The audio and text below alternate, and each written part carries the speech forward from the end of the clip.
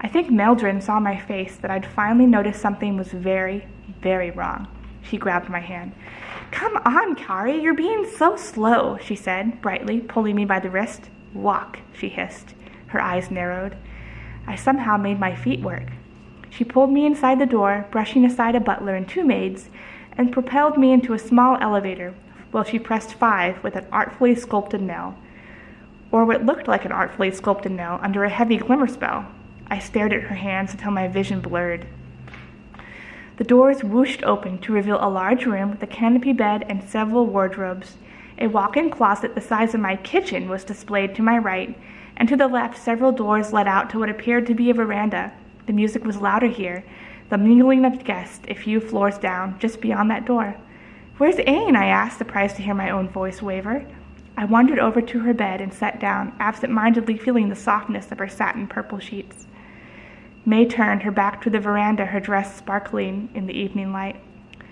"My brother is a fool," May said. "He thought because he was the favored firstborn, he could just run off and do what he wanted and pair with who he wanted and bring her home and parade her around right under Grandfather's nose." I remained frozen on her bed. "He was a fool," she said softly, "and Grandfather mind-wiped him." "What?" "I walked in on him earlier. I heard everything. He broke Ain's mind barrier and pulled out all his memories and—" I was surprised to see tears in her eyes. "He saw everything." "Everything?" "I think Grandfather is a dark mage," Mai said, but I wasn't listening anymore. "It's almost physically impossible to overthrow a human's protection barrier without their permission.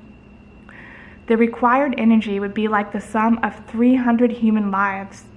That's why using mage is relatively safe, because you need permission to cast on an individual. If the person does not lower their protective barrier, the mage just sloughs off their shield, harmless as rainwater. 300 people, somewhere, died that day to tear you and I apart, Ain. Somehow your grandfather used up all their life energy at once. Somehow he was able to do that. I will kill him for it."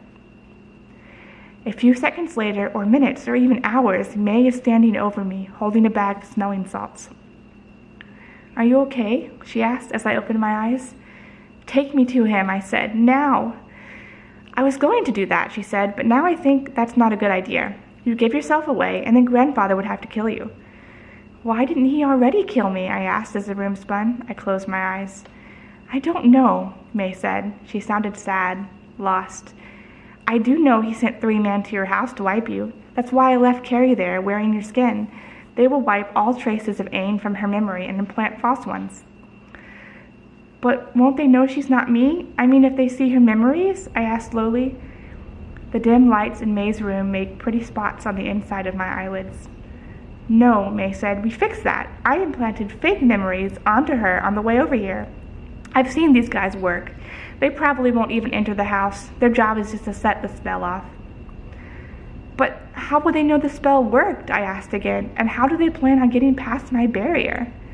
"What kind of college did you go to?" May sounded ticked. "They'll just make sure to talk to you, of course, or make sure your bus on the north leaves with you on it, or a number of things. I don't know. I wasn't really paying attention. At the time I was watching Ain and your memories. I couldn't save him." Then suddenly I hear Ain's voice. It sounded different, coming from outside of himself, wafting up through the air to reach Maldron's open window. He had a microphone. "Thank you all for attending." I rushed towards the balcony.